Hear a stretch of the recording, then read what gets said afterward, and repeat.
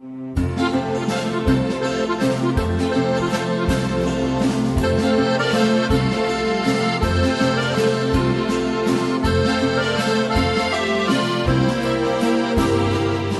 Radio Inter, todos los domingos de 4 a 5 de la tarde, tiene una cita con la historia con Pío Moa y con Javier García Isaac. Cita con la historia. Presenta Javier García Isaac.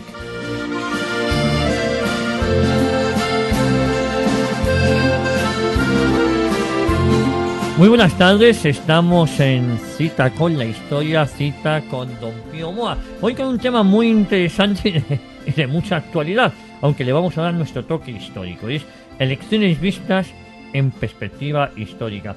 Don Pío, muy buenas tardes. Hola, buenas tardes. Bueno, lo primero, si les parece a todos ustedes, a pesar del catarro que tiene don Pío, Sí. vamos a intentar estar aquí al pie del cañón. Vamos a dar paso a la lectura de su último artículo, don Pío, su brillante artículo. Bueno, he hecho un análisis ideológico sobre las elecciones últimas, que han sido muy interesantes, muy significativas.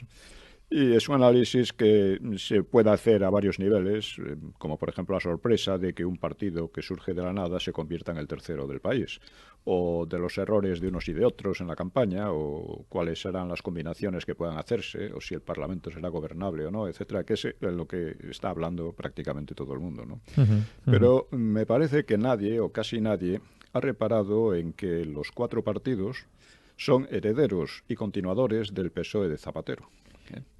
Los cuatro son abortistas, homosexualistas, promotores de la ideología de género. Los cuatro mantienen la legalización de las terminales políticas de la ETA, que es un premio a sus crímenes en la realidad, ¿no? Los cuatro mantienen la ley de memoria histórica, que es una ley totalitaria y de falsificación del pasado. Los cuatro consideran que España ha dejado de ser un país soberano, sin intereses ni política exterior propios. Es curioso porque la política exterior no ha tenido ninguna importancia dentro de los debates y de las discusiones entre ellos. ¿Por qué? Pues porque no consideran que España tenga una política exterior realmente, ¿no? Simplemente son europeístas, en fin, partidarios de ceder la soberanía y demás, ¿no? Los cuatro también están dispuestos a liquidar la soberanía, ya entregándosela a la burocracia de Bruselas, o son favorables a continuar la política de financiación y concesiones a los separatismos, los cuatro, incluidos Ciudadanos, que habla mucho de España, pero piensa dejar las cosas tal como están, ¿no? Los cuatro están dispuestos a destruir la cultura española y convertirla en un apéndice pintoresco de la anglosajona. Porque observen ustedes que cuando hablan de educación la cuestión es meter inglés y más inglés, ¿no? Como que es una cosa ilegal, porque España no es un país bilingüe. O sea, el inglés se puede estudiar como lengua extranjera, pero de hecho hay un proceso de desplazamiento del español y de destrucción de la cultura española, ¿no? Porque el mensaje que se dice del inglés es la lengua de la cultura, es la lengua de la economía, es la lengua del empleo, es la lengua de todo al final, ¿no? Ninguno de los cuatro les preocupa la cuestión de Gibraltar, no ha entrado para nada. Los cuatro son laicistas y de fondo anticristiano, un poco menos el PP quizás, pero solo de manera muy pasiva, ¿no?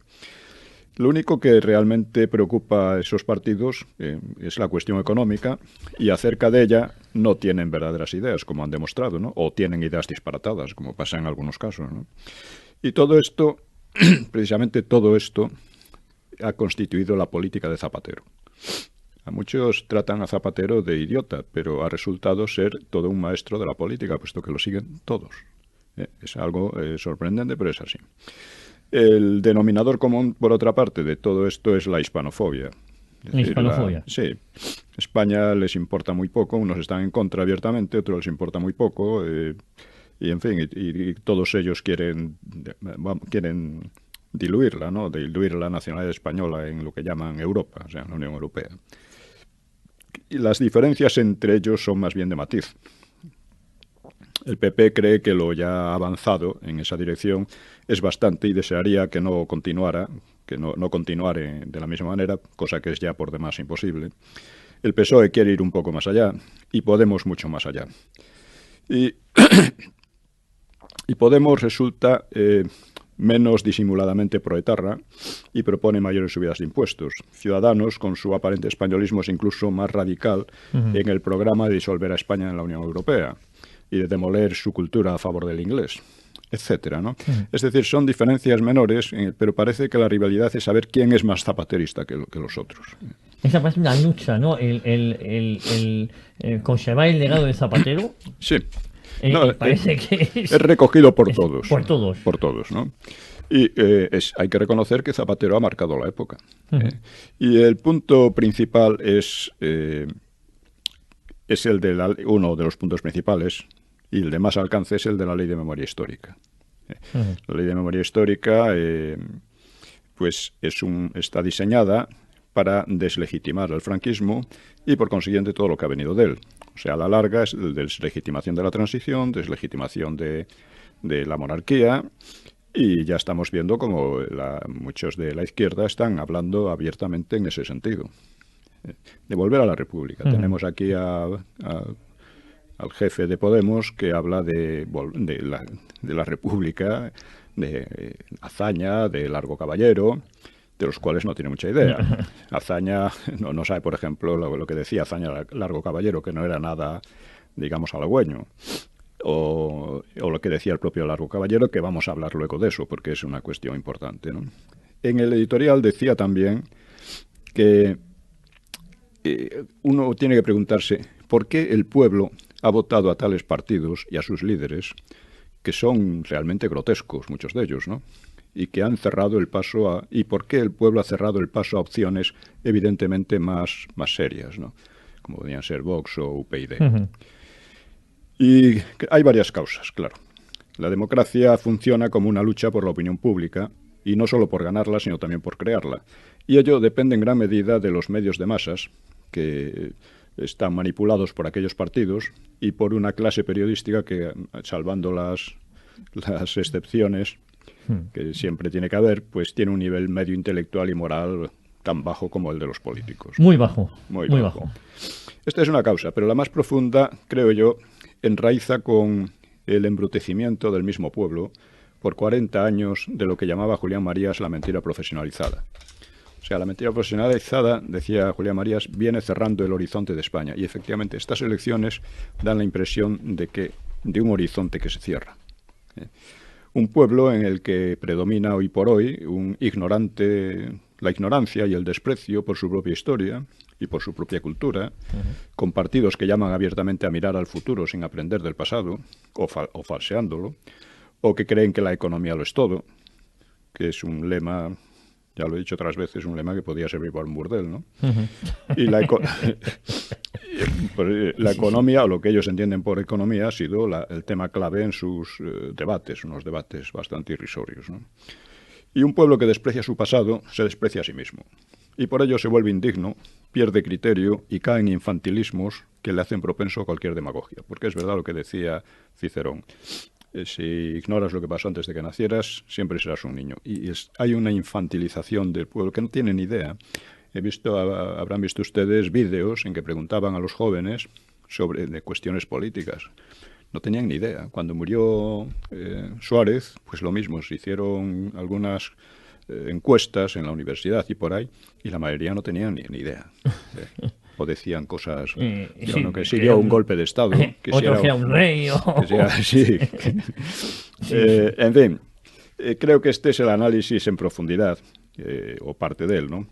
Luego vienen todas las especulaciones sobre lo que hará uno u otro partido, las divisiones, las intrigas internas en cada uno de ellos y las alianzas que pueden formar.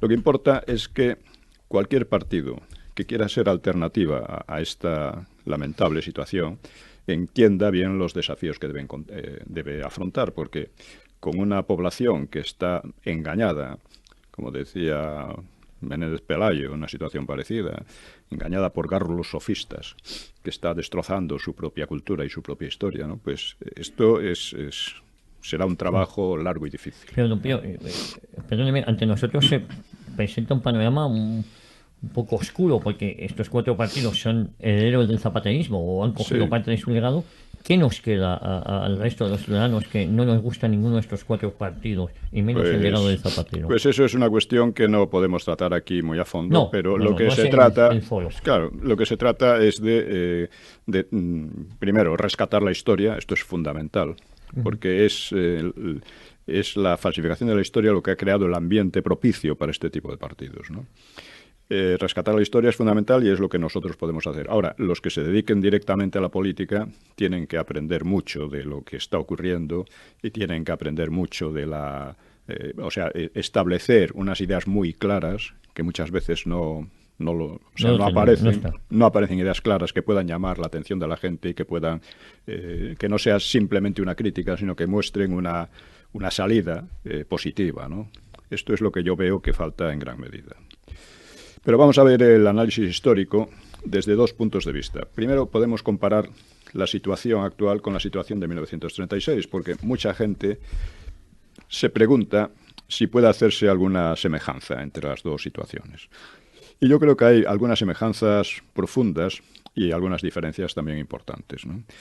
Las semejanzas son, por lo pronto, la destrucción de la legalidad, la radicalización de algunos sectores populares y la hispanofobia. Así que vamos a ver cada una de ellas. Como hemos dicho ya en otras oportunidades, la guerra, en definitiva, surgió porque la legalidad de la República fue destruida por el Frente Popular. Fue destruida en 2 fases. Primera en la insurrección armada del 34, que fracasó, y luego por el propio Frente Popular, que trató de crear una legalidad nueva, que no llegó a cuajar, pero un régimen nuevo realmente, ¿no? El cual quedaría excluida la derecha. Ya desde las elecciones hablaban así, de que la derecha no iba a volver jamás al poder, y otros muchos pensaban además en aniquilarla directamente, ¿no? Actualmente la legalidad se está destruyendo sin tanta violencia, pero está destruyendo. O sea, piensen ustedes lo que ha significado el premiar los crímenes de la ETA pues con legalidad, dinero público y todas estas cosas, ¿no? Esto es romper el Estado de Derecho. La gente parece que no, la mayor parte de la gente no se ha dado cuenta, los analistas no le han dado todo el alcance que tiene, pero es así. Es así. La ley de memoria histórica es una ley asimismo anticonstitucional y totalitaria, porque en ninguna democracia se establece por ley una versión del pasado. Y como decía, esta versión además lo que busca es crear las condiciones para ir progresivamente destruyendo la transición, la monarquía y todo lo demás. Porque realmente lo hace así. O sea, si la monarquía y la democracia vienen vienen del franquismo, pues indudablemente al deslegitimar al franquismo se deslegitima lo que viene detrás. Y vemos cómo además están en esa labor desde hace años, la propia monarquía, sí. Es asombroso cuando dicen que Zapatero es imbécil. Mira, ese supuesto imbécil hizo firmar al rey su propia deslegitimación indirecta, ¿no? Indirecta pero muy clara. Sí. Pero muy clara. En cuanto a la radicalización de sectores populares, pues fue muy fuerte en la República, sobre todo, ya lo hemos hablado en otras ocasiones, a partir del fracaso de la insurrección de 1934, cuando la campaña que hicieron sobre los supuestos crímenes de la represión derechista en Asturias, ¿no? Que era una falsedad en 90%, ¿no? Y sí, aquí lo hemos comentado cómo se magnifica esa represión de Asturias a límites insospechados, vamos. Sí, completamente. Hubo alguna represión, claro, por supuesto. Fue una guerra que intentaron ellos, que les salió mal, pues tenía que haber alguna represión. Pero lo que inventaron y lo que exageraron fue algo increíble, pero creó un odio, un caldo de cultivo, exacerbó, ¿no? Un odio terrible en la sociedad española. Y eso fue la razón por la que cuando la guerra se reanuda en julio del 36, pues se reanuda con un odio por las dos partes muy, muy fuerte. Bueno, en cuanto a la hispanofobia, esto es muy importante también. En España yo creo que una enfermedad que tenemos es la hispanofobia. Yo no soy patriotero, ni me gusta nada la patriotería, pero la hispanofobia es peor todavía, ¿no? La hispanofobia nace, se desarrolla, sobre todo, toma cuerpo, sí, toma cuerpo. fuerza a partir del 98, del desastre del 98, ¿no? Lo hemos comentado también en otras ocasiones. Con la restauración, quizás, ¿no? Sí, ya en la restauración, pero ya en la segunda parte de la La restauración. restauración. Sí. En ese momento surgen por una parte los separatistas, que quieren disgregar a España abiertamente, surgen los regeneracionistas que niegan, o sea, denigran por completo la historia anterior de España con el pretexto de que van a regenerarla, van a hacer algo nuevo ellos, ¿no? Surgen los movimientos obreristas, que son internacionalistas y para los cuales España no tiene un valor especial para nada, ¿no? Estos movimientos alcanzan su culminación en la República.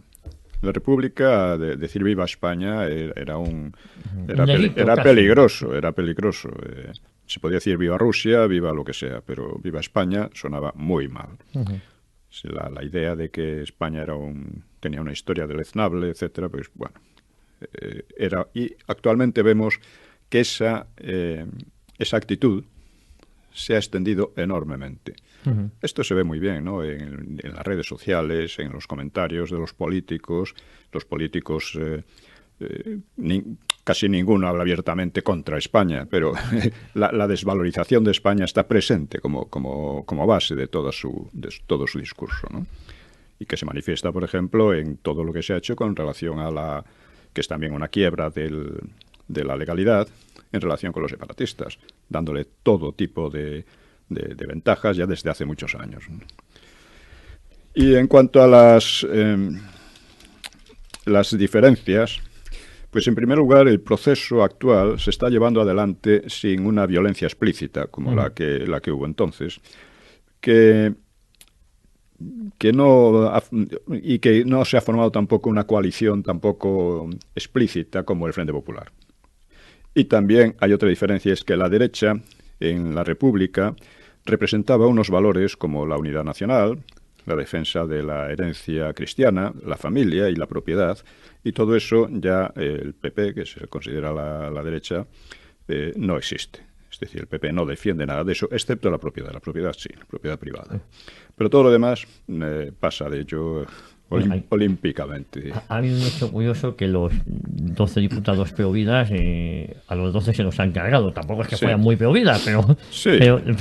Ya han mantenido a Celia Villalobos, pero estos 12 diputados los han largado a casa en esta legislatura. Y a los que en Cataluña o en Vascongadas representaban una opción clara contra los separatistas, también se los han cargado. Y de paso se han cargado al PP en Vascongadas y en Cataluña, ¿no? Esto es otra de los obviedades, hechos, además. sí, que no apenas se comentan y que sin embargo son muy significativos. Es decir, una diferencia radical en relación con la República es que no hay actualmente una derecha con unos valores propios.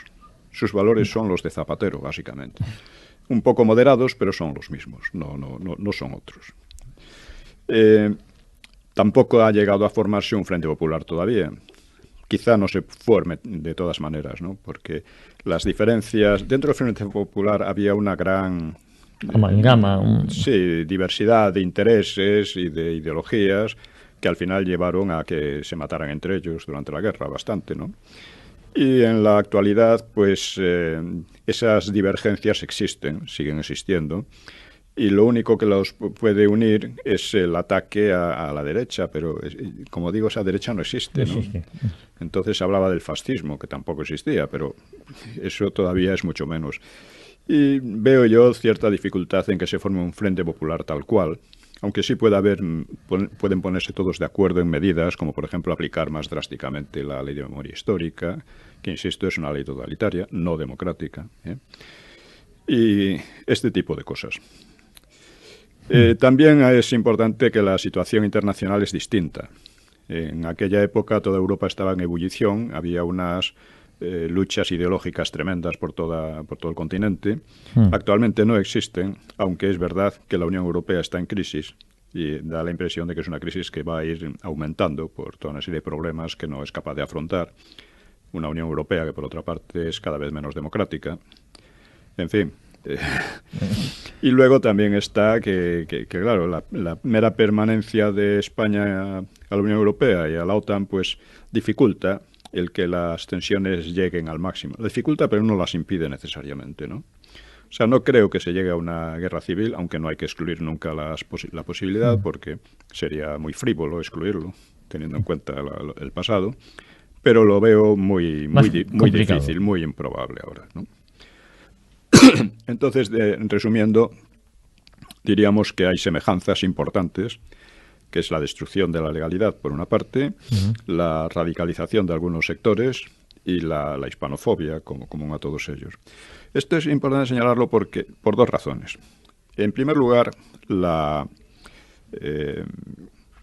legalidad es lo que permite que podamos convivir juntos, pese a tener diversos intereses y diversos sentimientos, aspiraciones.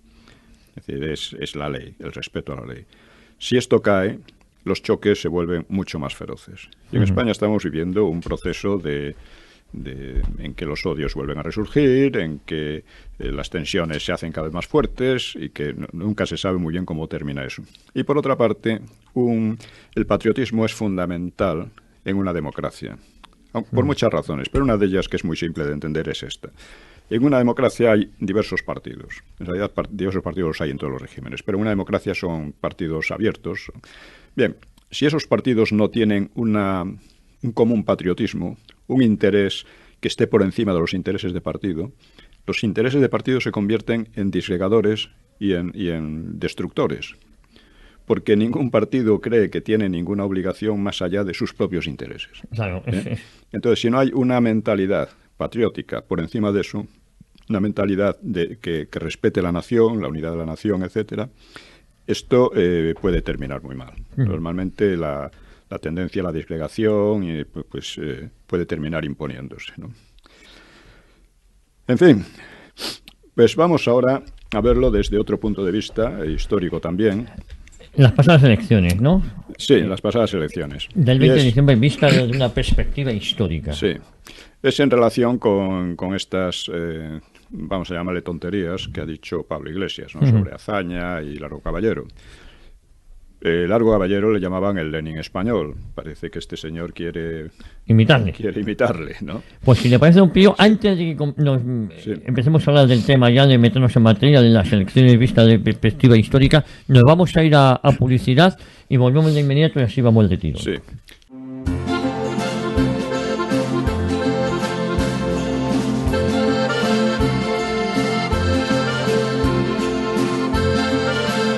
Pues ya estamos de vuelta en Cita con la Historia, cita con don Pío Moa, y nos habíamos quedado en el punto clave, después de haber comentado su último artículo. Sí. Ahora vamos a hablar de las elecciones vistas en perspectiva histórica. Y habíamos hablado como Pablo Iglesias, el líder de Podemos. Así que vamos a hablar un poco de Largo Caballero también. Hay que decir también en cuanto a la hispanofobia que hoy se disfraza sobre todo de antifranquismo. El antifranquismo no es más que un disfraz de la hispanofobia porque, claro, el franquismo representaba, y es verdad, pues la unidad nacional, que fue una de las causas principales por las que se luchó en la guerra, representaba la cultura cristiana, que hoy día está en crisis, evidentemente, y que esta gente también odia, ¿no? Observemos que uno de los planes de varios de estos partidos es acabar con la enseñanza concertada y cosas por el estilo. En algunos sitios incluso quieren acabar con los belenes y con cualquier representación. Bueno, en algunos ayuntamientos pues sí. Han dicho que como no todos somos cristianos no hay belenes, pero no hay duda, se pone la bandera del orgullo gay como si todos fuéramos gays. Exactamente, ¿no? Es una distorsión y una falsificación, una perversión, vamos a decir, lo mismo que cuando hablamos del aborto. El aborto o se trata de vidas humanas o no, y si son vidas humanas es indudable que el aborto es un asesinato, pero en fin, no vamos a tratar eso ahora. Sí, simplemente no se ha matado un poquito o no, o se está a favor de la vida o no. Claro. Bien, vamos a ver un poco cómo fue. Me comentaba un amigo que otro amigo suyo que había estado en Oviedo y se había metido pues en los grupos estos de turistas y las explicaciones que daban los guías, por ejemplo, la Catedral de Oviedo, en la Cámara Santa, que se llama, ¿no? que es una joya del románico, sí, y que fue volada por los socialistas, precisamente durante 1934, o la biblioteca de la universidad, que fue destruida también por los socialistas, ¿no? Pues los guías lo presentan como si hubieran sido los fascistas, lo que llaman los fascistas. No sé si todos los guías, pero algunos, por supuesto, ¿no? Uno puede ver en Casas Viejas una inscripción puesta por los socialistas que da a entender que fue obra, la masacre que se hizo aquí fue obra de los franquistas, ¿no? Y no Hazaña, que estaban interesados en ocultar ese hecho. No estaban interesados más o menos, pero esto es así.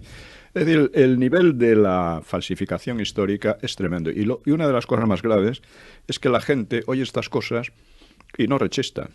Rechista porque no sabe. En parte porque no sabe. Y también en parte porque no se atreve. Porque mucha gente que sabe algo no se atreve. No se atreve porque parece que es ir contra la corriente, que es ir contra lo que se establece, está establecido por el poder o algo por el estilo, ¿no?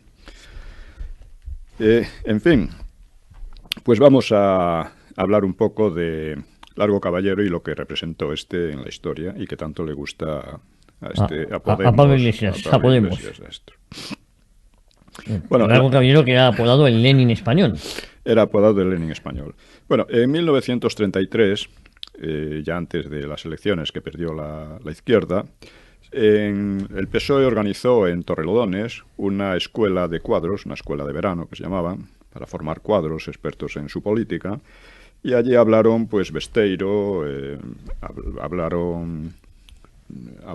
Prieto y Largo Caballero. Pero sobre todo vamos a empezar con Besteiro. Es decir, en Torrelodones, ¿no? En la escuela de mando del PSOE. Besteiro empezó a hablar en contra de la dictadura del proletariado en la que estaban todos, se estaba entonces popularizando. Es decir, la idea de que había que llegar pronto a la dictadura del proletariado. La dictadura del proletariado, la dictadura del Partido Socialista, claro. Bueno, pues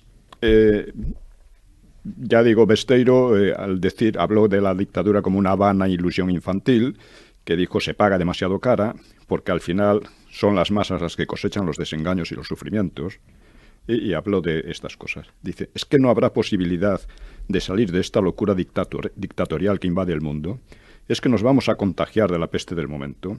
Esto molestó mucho a los que estaban en la escuela de cuadros. Luego habló Prieto de una manera un poco ambigua, como él solía, y finalmente, al día siguiente, pues fue Largo Caballero, y que Largo Caballero empezó a decir que él no era reformista, que si bien los socialistas pensaban cooperar con la República, no queremos hacerlo como unos subalternos. Y luego dijo que la democracia burguesa no podía satisfacer las aspiraciones socialistas. Así que reivindicó la dictadura del proletariado y describió su apoyo a la República como una política transitoria, como una mera táctica ocasional, ¿no? Y llamó a emplear tanto la vía legal como la ilegal, en la lucha por el poder. Al mismo tiempo defendió la política soviética, asegurando que las circunstancias nos van conduciendo a una situación muy parecida a la que se encontraron los bolcheviques. Bueno, todo esto, debo decir que lo estoy leyendo del libro Los orígenes de la guerra civil. Los orígenes de la guerra civil es un libro que me costó 4 años de trabajo, en que visité los archivos del Partido Socialista, sobre todo, la prensa de la época, en fin, las cortes, las actas de las cortes y demás.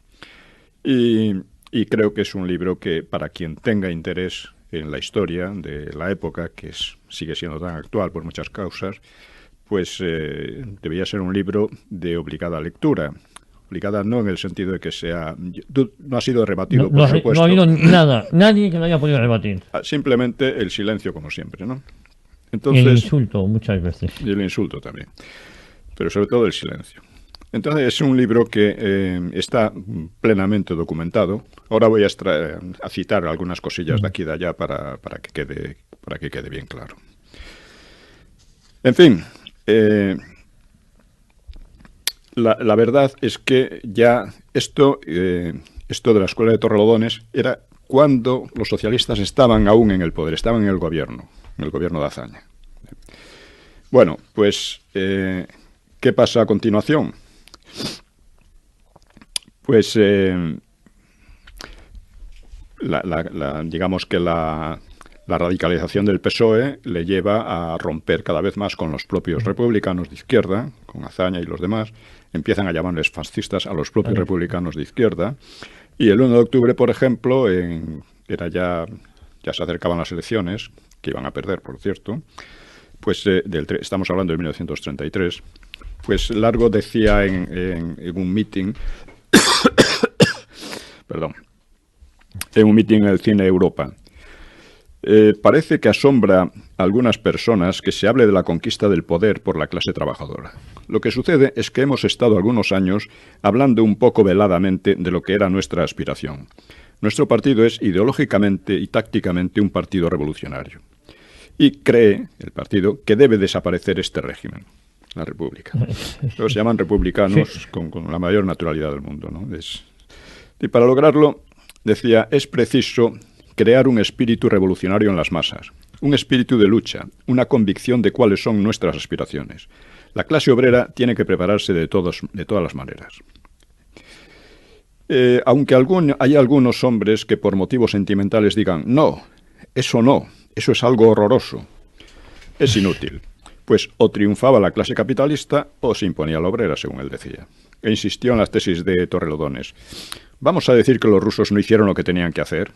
El que conozca los episodios de esta revolución no tiene derecho, en lo que se refiere a política interior, a hacer la más mínima objeción. Lo que habían hecho los soviéticos había sido, acabar con todas las libertades, imponer una dictadura brutal, imponer una guerra civil, que fue la guerra civil más cruenta de Europa en todo el siglo XX, ¿no? Y, en fin. Y ese era el ejemplo que ponía, ¿no? Ese era el ejemplo que ponía, mientras estaba todavía en el poder. Mientras estaba todavía en el poder. Bueno, pero llegan las elecciones y entonces la campaña electoral, Largo Caballero seguía exactamente con la misma línea, ¿no? Dice, la lucha ha quedado planteada entre marxistas y antimarxistas, y esto nos llevará inexorablemente a una situación violenta. Dice, estamos en plena guerra civil. Dice, pongámonos en la realidad. Estamos en plena guerra civil, porque la acusaban de excitar a la guerra civil. Dice, estamos en plena guerra civil. Lo que pasa es que esta guerra no ha tomado aún los caracteres cruentos que, por fortuna o por desgracia, tendrá inexorablemente que tomar. Esto es lo que decía Largo Caballero. Y culpaba de aquella situación a los propios republicanos históricos, porque, ya digo, empezaban a llamarle fascistas también. Es una cosa... Claro, la idea, hay que entender que la palabra fascista tenía el sentido de que era necesario aplastarlos. A la CEDA y a todos los que llamaran fascistas. Podía ser incluso en aquel momento las izquierdas republicanas, ¿no? En fin, dice, sabíamos muy bien que la República burguesa no emancipaba económicamente a los trabajadores. El objetivo era quitar la venda a la clase trabajadora para que supiera que con la República burguesa no se había de redimir. Y esto lo hemos logrado. Está muy contento. ¿Qué diferencia entre el actual espíritu de la clase trabajadora y el que había antes del advenimiento de la República? Dice, antes, cuando se hablaba de movimientos militares, eran los generales los que los hacían, para salvar al rey. Si hoy puede haber un movimiento de tipo militar, será de sargentos y soldados.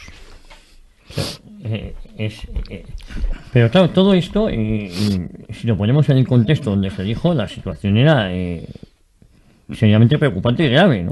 Sí, bueno, decía, el día en que tengamos el poder, no tendremos titubeos ni dudas, y que no nos pidan transigencias ni benevolencias. Este era el lenguaje que empleaban estos el lenguaje de hermanamiento, ¿no? Estos demócratas, ¿no? Y estos republicanos, ¿no? Bueno, pues esto, digamos, era o sea, hay cientos de citas parecidas, todas en el mismo sentido, ¿no? Y citas en que abiertamente hablaban de ir a la guerra civil. El periódico de las juventudes, que se llamaba Renovación, decía, vamos vamos con paso firme a la guerra civil. Lo decía así textualmente, ¿no? Es un poco como cuando hablamos de los separatistas, que ahora ya no hablan de su racismo, pero entonces hablaban claramente, sin ningún problema, de que eran una raza superior, vamos. Pues eso ahora ya no. Claro, llega un momento en las elecciones de noviembre del 33 en que los socialistas pierden las elecciones. Socialistas y la izquierda en general, gana la derecha por una gran mayoría. Además, estas elecciones fueron las únicas que se pueden considerar limpias y correctas, ¿no?, desde el punto de vista democrático, porque las de 1931, aunque no parece que haya habido fraudes, se daba una situación de, ¿cómo diríamos?, en que los partidos estaban no, estaban en formación, no había verdaderos partidos todavía, ¿no? Y era una situación de vuelco de una situación anterior. Y claro, pero en esta ya había una experiencia de 2 años de funcionamiento, 2 años en que había estado la izquierda en el poder, y la gente claramente estaba harta del caos que se estaba creando, del aumento de la pobreza, etcétera, y entonces votó a las derechas, a la CEDA y sobre todo al Partido Radical de Lerroux, que el partido de Lerroux era un partido que empezó siendo un partido de energúmenos a principios de siglo, pero se había moderado mucho. De hecho, era un partido de orden realmente, ¿no? Bueno, pues lo que ocurre es que pierden las elecciones y esto les lleva ya a los socialistas les lleva a una exaltación ya feroz, igual que a los separatistas catalanes, que se declaran en pie de guerra. Nada menos. Bueno, pues los socialistas lo mismo. Empiezan entonces ya a planificar de manera concreta la insurrección armada. Y una de sus principales, como diríamos, de sus principales lemas era que la CEDA era un partido fascista. Entonces, con eso querían decir que había que aplastarlo radicalmente para llegar a una república, una dictadura del proletariado, que sería una dictadura del propio Partido Socialista. Todo el poder a los socialistas, decían también las juventudes de ellos, ¿no? Escribían. Bien, esto es un tema muy interesante. Habría que preguntarse si realmente los socialistas creían que la CEDA era fascista. No podían creerlo porque nada abonaba esa teoría. Esa teoría. No, en absoluto. Pero es que además tenemos el testimonio del propio Largo Caballero, que en 1933, en junio, había hablado ante unos representantes hispanoamericanos ante la Organización Internacional del Trabajo y que les explicó que en España era sumamente improbable el fascismo, porque, explicaba él, afortunadamente no hay un nacionalismo exasperado, no hay un ejército desmovilizado, no hay millones de parados que oscilen entre la revolución socialista y el ultranacionalismo, no hay nacionalismo expansivo ni militarismo, no hay líderes, por lo tanto no podía haber fascismo. Pero es más curioso todavía un artículo que escribió Luis Araquistain, que era el cerebro de todo este movimiento. Era el intelectual que un poco elaboraba todo ello, ¿no? Y en ese periódico, en la revista norteamericana, Useña Foreign Affairs, pues en abril del 34 decía, cuando ya el PSOE llevaba más de medio año gritando a todos los vientos que lo del fascismo de la CEDA, y no solo de la CEDA, pues escribió que al revés que en Alemania o Italia no existe un ejército desmovilizado, no existen cientos de miles de universitarios sin futuro, no existen millones de parados, aunque había un paro ya muy considerable, no existe un Mussolini, ni siquiera un Hitler, dice, no existen las ambiciones imperialistas ni los sentimientos revanchistas. Dice, ¿a partir de qué ingredientes podría obtenerse el fascismo español? No puedo imaginar la receta. Lo sabían perfectamente. Que no era. Que no lo tenían era. claro, sí. Pero era la manera de movilizar revolucionariamente a las masas. Es decir, que nos van a aplastar ellos, vamos a aplastar a nosotros antes. Esta era Bueno, la Podemos y dinámica. el PSOE, de vez en cuando se les escapa, llaman fascista al PP también. Cuando Sí, no, pueden llamar fascista a cualquiera. son fascistas ¿no? todo el que no opine como ellos en determinadas cuestiones, porque Y está muy cerca. y recorren, y recorren, o sea, recogen toda esta propaganda, toda esta retórica, Sí, sí. el Ese no lenguaje. pasarán, Sí, sí, cosas sí. de estas están ahí, ¿no? Bueno, vamos a ver otra prueba definitiva de que no creían en ello. Y otra prueba definitiva es esta. Cuando deciden la insurrección, pues deciden que la ejecutiva, las ejecutivas del partido y de la UGT, pues al dar la orden de lucha, acordaron no responsabilizarse del golpe si éste fracasaba, sino que lo presentarían como un alzamiento popular espontáneo. Es curioso. La finalidad reconocida de esa astucia era proteger de la represión a los organismos y dirigentes del partido. Es decir, no solo sabían ellos que el acceso de la CEDA al gobierno nada tenía que ver con un golpe fascista, cosa evidentísima, sino que confiaban en algo mucho menos probable, en que, aun si la insurrección fuera vencida, seguiría en pie la legalidad republicana y ellos podrían acogerse a las garantías democráticas. Es decir, estaban seguros de que la CEDA y la derecha en general iban a defender la legalidad republicana, y que ellos podrían beneficiarse de ello, ¿no? Y esta, claro, era una esperanza que al final resultó acertada. El propio Carrillo lo expone muy bien en sus memorias y lo dice de una manera bastante ingenua, ¿no? Dice: confieso que en ese momento me hubiera gustado mucho más asumir mi responsabilidad. Me parecía más gallardo y no veía en qué podrían cambiar las cosas si decíamos que era espontáneo. Pero me equivocaba. Aparte de la suerte personal que hubiéramos podido correr en ese momento, nuestras organizaciones hubieran sido aplastadas y no se hubieran mantenido y fortalecido tan rápidamente. Esto No lo sé. dice Carrillo en sus Dice, memorias, es decir, lo reconoce. Carrillo tiene una cosa, y es que miente, se le puede coger en mentiras constantemente. Porque este tipo de contradicciones implícitas que él no percibe, cualquier persona con un poco de criterio Lo se da percibe. cuenta, ¿no? Pero claro, eso puede ser fruto de que se sentía impune, de su impunidad o... Sí, ellos estaban convencidos de que no iba... No había nada, no pasaba nada ya. Sí. O sea, que sí, corrían un riesgo, claro. Sí. Podía ser incluso... Lo que- digo a posteriori, cuando escribe sus memorias, que ya lo escribe con total impunidad. Y... No, él escribe, en fin, con este retorcimiento, vamos a llamarle dialéctico, del marxismo español. El marxismo español es un marxismo muy pobre, no ha producido un solo pensador de alguna enjundia en el propio marxismo, y en cambio ha producido muchas de estas embrollos, vamos a decir, intelectuales, embrollos pero lógicos incluso, ¿no?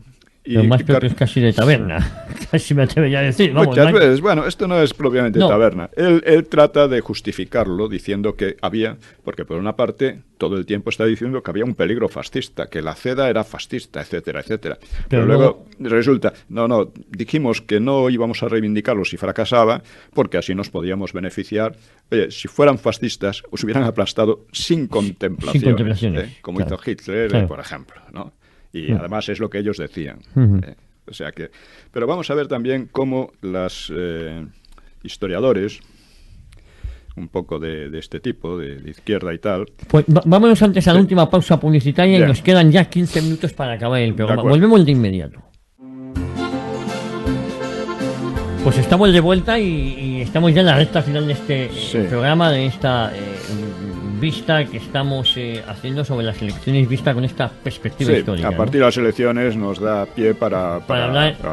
Pero fíjense ustedes, hemos visto lo del fascismo, que era una pura argucia para movilizar a las masas, engañarlas, claro. Como decía Besteiro, estáis envenenando a las masas. Pero fíjense en cómo lo tratan, la falta de honestidad intelectual con que tratan estas cosas, pues los historiadores o muchos historiadores de izquierda. Por ejemplo, Marta Vizcarrondo decía: el problema no es si Gil Robles era o no fascista, sino si en la coyuntura de 1933 la desconfianza de la izquierda era o no justificada. O sea, es increíble. La izquierda desconfiaba, la izquierda que estaba hablando de guerra civil y tal, desconfiaba de que los otros fueran fascistas. Y dice, bueno, es algo asombroso.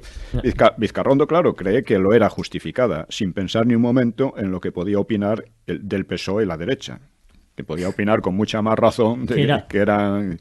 Marxistas, que mal no eran. Eran comunistas, sí, eran marxistas, revolucionarios y golpistas, ¿no?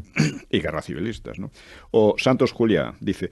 No importa ahora que la CEDA fuera o no fascista. ¿Cómo que no importa? ¿Cómo que no importa? Sí, es la cuestión clave de todo este asunto, ¿no?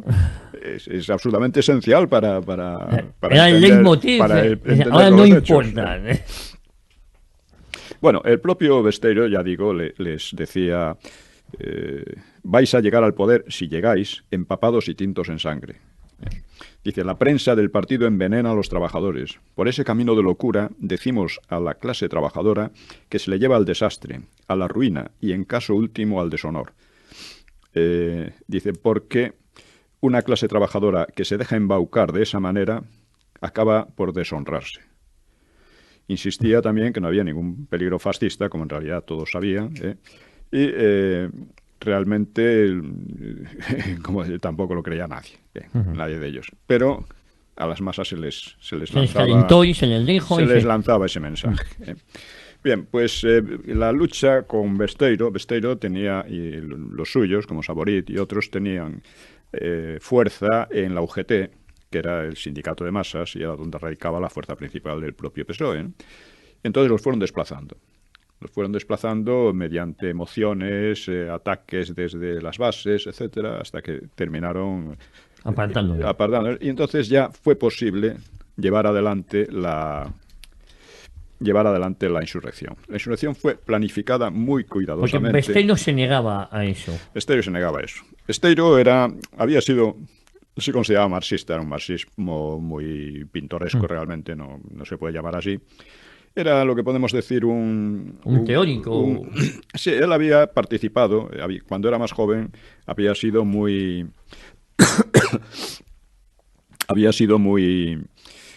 radical, había participado en la huelga revolucionaria del 17, etcétera, ¿no?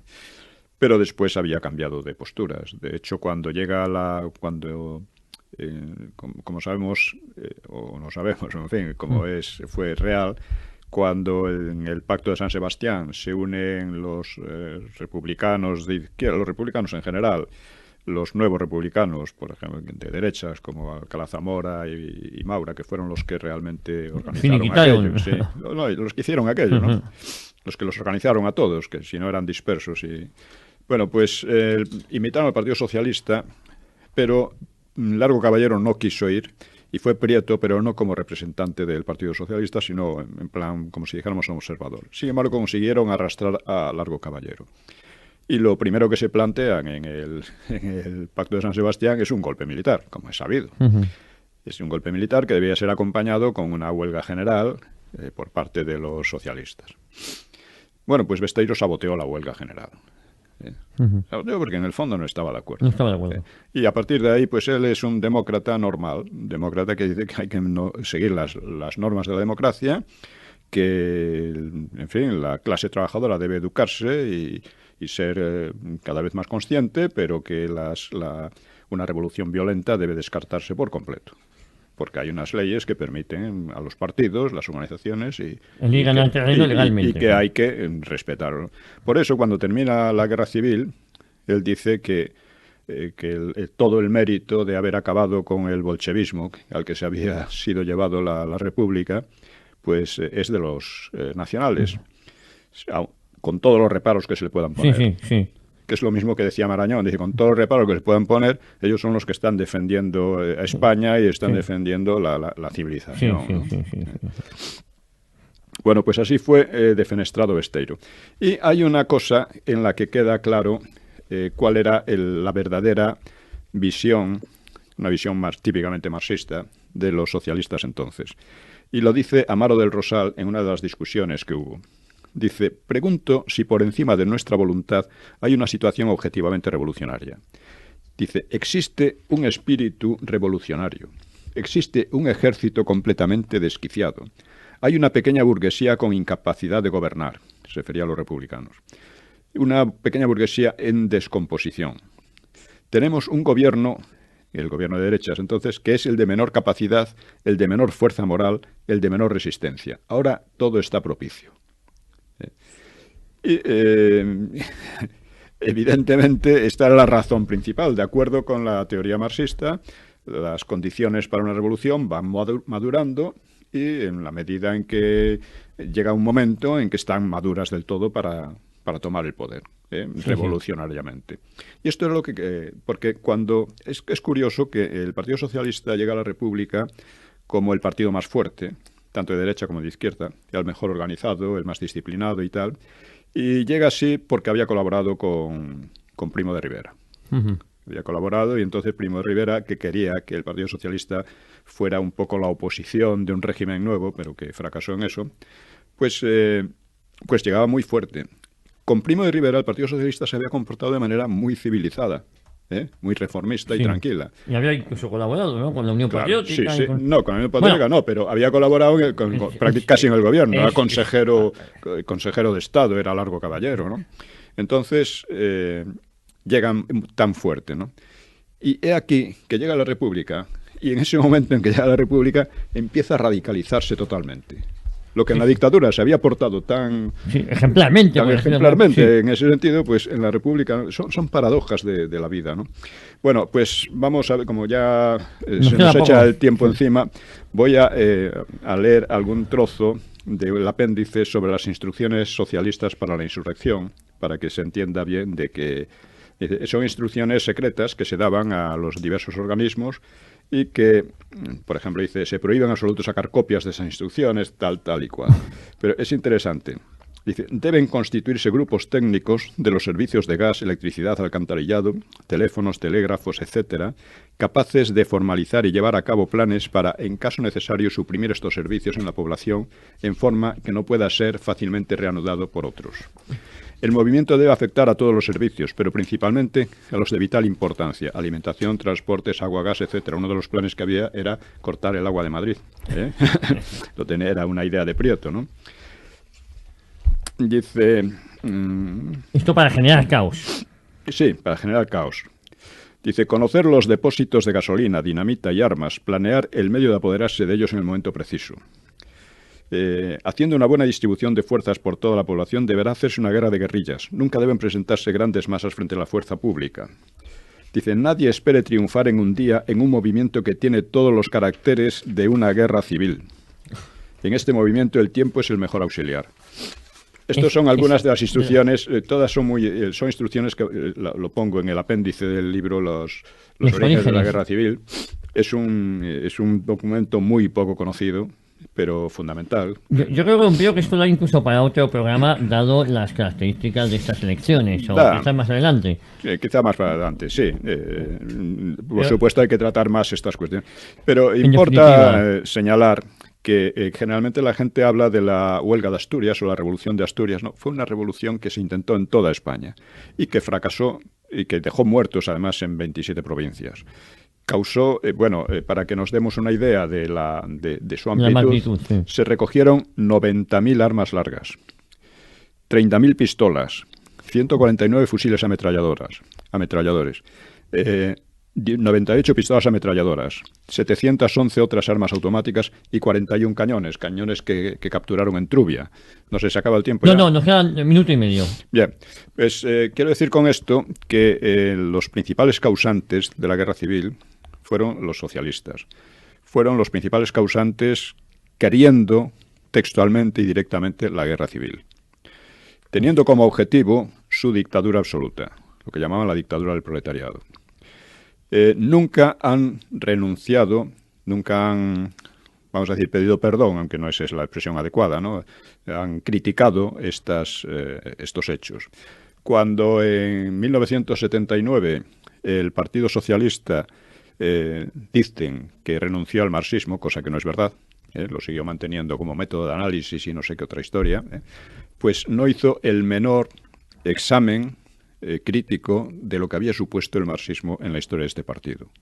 Es decir, es un partido que dejó a medias de ser marxista, para coger un poco toda la ideología esta progre que hemos visto en el caso de Zapatero y que actualmente, curiosamente, se está imponiendo en toda la sociedad y en todos los partidos. Pues, don Pío, yo creo que ha sido bastante clarificador y lo que vamos a observar en las próximas semanas, pues cómo se va este paralelismo con lo que acabamos de tener este 20 de diciembre, ¿no? Lo que hay que conseguir también es que estas cosas sean conocidas por millones de personas y no en pequeños círculos, porque si no, no llegamos muy lejos. Yo siempre digo que es muy recomendable leer todos sus libros, porque en todos hay algo que aprender y algo de lo que aquí estamos contando. Son los orígenes de la Guerra Civil. Bueno, pues, don Pío, muchísimas gracias. Feliz Navidad y igualmente. Y volvemos el año que viene. Y a todos nuestros oyentes. A todos ustedes, lo dicho, feliz Navidad y feliz salida y entrada de